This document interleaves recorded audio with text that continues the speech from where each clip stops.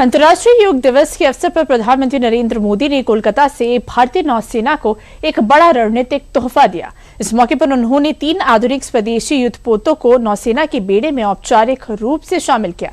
ये कदम आत्मनिर्भर भारत की दिशा में एक अहम उपलब्धि माना जा रहा है। देखिए रिपोर्ट। अब समय आ गया है कि भारत समुद्री शक्ति के अगले चरण में प्रवेश करे। इसलिए भारत ने शिप बिल्डिंग के क्षेत्र के लिए एक नई दृष्टि के साथ आगे बढ़ना शुरू किया है। भारतीय नौसेना अपनी ताकत बढ़ाने के लिए लगातार स्वदेशी युद्धपोतों को बेड़े में शामिल कर रही है।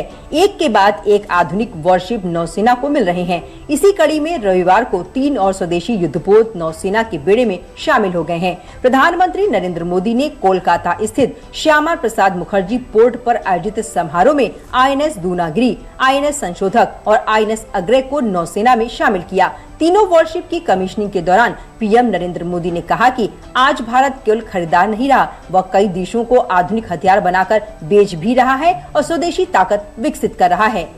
ये तीनों पोत भारत के 3 महत्वपूर्ण संकल्पों के भी प्रतीक हैं। इनका निर्माण भारत में हुआ है, इनकी डिजाइन भारत में तैयार हुई है, इनके निर्माण में भारतीय उद्योगों की प्रतिभा लगी है, भारतीय इंजीनियरों का कौशल लगा है, भारतीय श्रमिकों का परिश्रम लगा है और यही नए भारत की सबसे बड़ी ताकत है।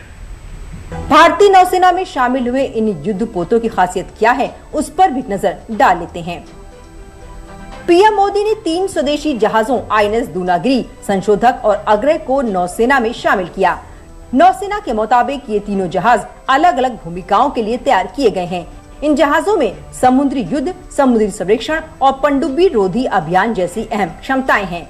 आईएनएस दूनागिरी एक आधुनिक युद्धपोत है जो ब्रह्मोस मिसाइल और अत्याधुनिक हथियारों से लैस है। यह प्रोजेक्ट 17A के तहत बनने वाला 5वां युद्धपोत है। आईएनएस संशोधक समुद्री सर्वेक्षण और समुद्र से जुड़े आंकड़े जुटाने का काम करेगा, जबकि आईएनएस अग्रय दुश्मन की पनडुब्बियों का पता लगाने और उनसे मुकाबला करने में सक्षम है। यह अर्नाला श्रेणी के anti submarine warfare shallow watercraft का चौथा जहाज है। इन जहाजों में 75% से ज्यादा स्वदेशी उपकरण और तकनीक का इस्तेमाल हुआ है। इनके निर्माण में 200 से अधिक भारतीय एमएसएमई कंपनियों ने योगदान दिया है। पीएम मोदी ने कहा कि मिसाइलों, पनडुब्बियों और युद्धपोतों के देश में ही निर्माण पर विशेष ध्यान दिया जा रहा है, जिससे आत्मनिर्भर भारत की दिशा और मजबूत हो रही है। उन्होंने आगे कहा कि आईएनएस विक्रांत से शुरू हुई यात्रा केवल नए युद्धपोतों को शामिल करने की प्रक्रिया नहीं है, बल्कि यह भारत की बढ़ती तकनीकी क्षमता और आत्मनिर्भरता का प्रतीक है। पीएम मोदी ने यह भी उल्लेख किया कि 21 जून को विश्व हाइड्रोग्राफी दिवस मनाया जाता है और इसी दिन भारत के सबसे उन्नत हाइड्रोग्राफिक सर्वेक्षण पोत आईएनएस संशोधक का भारतीय नौसेना में शामिल होना एक विशेष संयोग है।